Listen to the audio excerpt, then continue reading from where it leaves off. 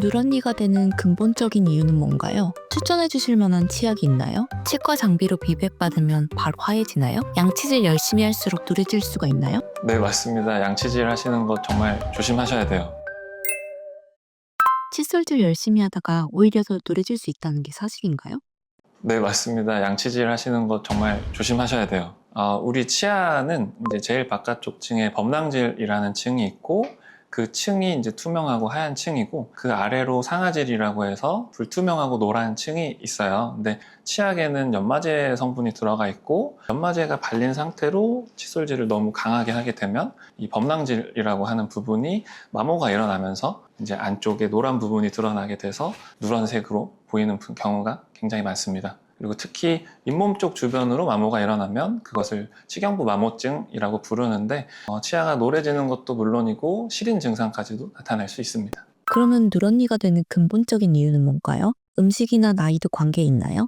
네, 맞습니다. 크게 우리가 치아가 노랗게 변하는 이유, 어둡게 변하는 이유를 두 가지로 생각을 하는데, 치아 표면에 여러 가지 색소들이 침착이 돼서 변색이 오는 경우랑 이제 치아 내부 성분인 상아질이 드러나게 되면서 치아가 노랗게 보이는 경우, 두 가지로 볼 수 있습니다. 그러면 착색이 잘 생기는 대표적인 음식이 있을까요? 착색이 잘 생기는 음식이라고 하면 대표적으로는 이제 커피, 담배, 와인 이런 것들이 있고, 이제 요새 유행하는 뭐 마라탕, 마라샹궈라든지 혹은 대부분의 한식이 포함되는 경우가 많습니다.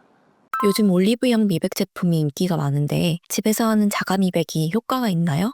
효과가 없진 않은데 셀프로 하는 거기 때문에 나라에서 법으로 정해놓은 농도에 대한 규정이 있습니다. 그래서 낮은 농도로 좀 오랜 시간 치아에 접촉시키는 그런 제품들인데, 사실은 효과가 이제 만족할 만큼 나오는 경우는 잘 없습니다. 누런니 전용 미백 치약이 또 많던데 추천해 주실 만한 치약이 있나요?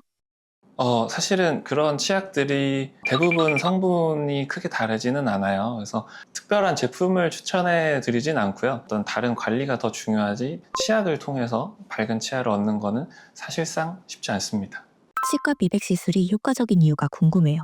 전문가 미백이라고 하면 치아 표면에 이제 약재를 올려놓고 특별한 광선을 조사해서 이제 미백 효과를 얻는데, 그 안에는 뭐 대표적으로 가사나수소라는 성분이 들어있고, 그 성분이 이제 분해가 일어나면서 치아 표면에 있는 색소들을 분해시키는 과정이라고 이해하시면 됩니다. 치과 장비로 미백 받으면 바로 효과가 있나요? 미백 치료는 몇 번 받아야 효과가 있고 유지 기간은 어느 정도인가요? 네, 바로 하얘지게 됩니다. 미백 치료는 끝난다의 개념은 없다고 생각을 해요. 왜냐하면 일반적으로 색깔 있는 음식들이나 이런 것들을 즐겨 먹기 때문에 치료가 끝나더라도 다시 돌아오기 때문에, 기본적으로는 이제 사후 관리가 잘 됐을 때 보통 저는 일반적으로 6개월에 한 번씩 받으시는 걸 권장드립니다.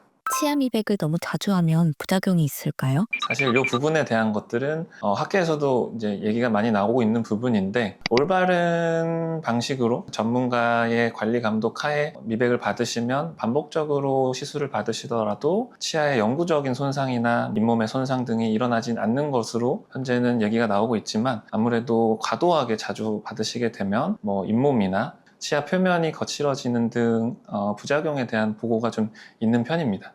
양치를 열심히 해도 누런니가 있다면 어떻게 해야 할까요? 아까 초반에 말씀드린 범낭질 마모에 의한 상아질이 드러남으로써 치아가 누래 보이는 케이스일 수 있기 때문에 치과에 내원하셔서 좀 진단을 받아보시는 게 좋을 것 같습니다. 스케일링만으로 착색이 없어질 수 있나요?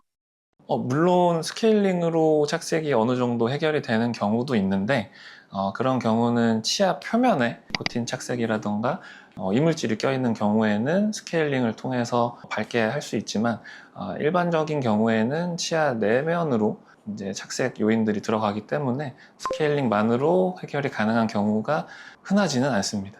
결국 착색 치아를 확실히 밝히려면 치과 미백만이 답인 것 같은데 맞나요? 경우에 따라 다르긴 하지만, 아까 말씀드린 치경부 마모증, 그러니까 범낭질이 마모된 경우를 제외하고는 치아 미백을 통해서 밝은 치아를 얻을 수 있다고 생각하시면 됩니다. 미백 후에 다시 착색되지 않으려면 어떤 관리가 필요할까요?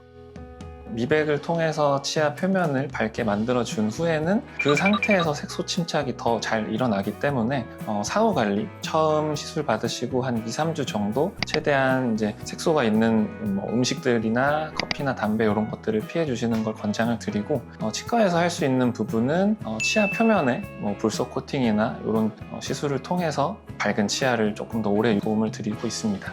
일본에서도 치아 미백 받으러 많이 방문하신다던데 최근 들어서는 사실 일본뿐만 아니라 다른 해외 환자분들도 한국 치과에 관심을 많이 가져주시고 외국인 환자분들이 많이 늘어나고 있는 추세입니다. 지금까지 치아 미백 몇 명이나 하셨나요?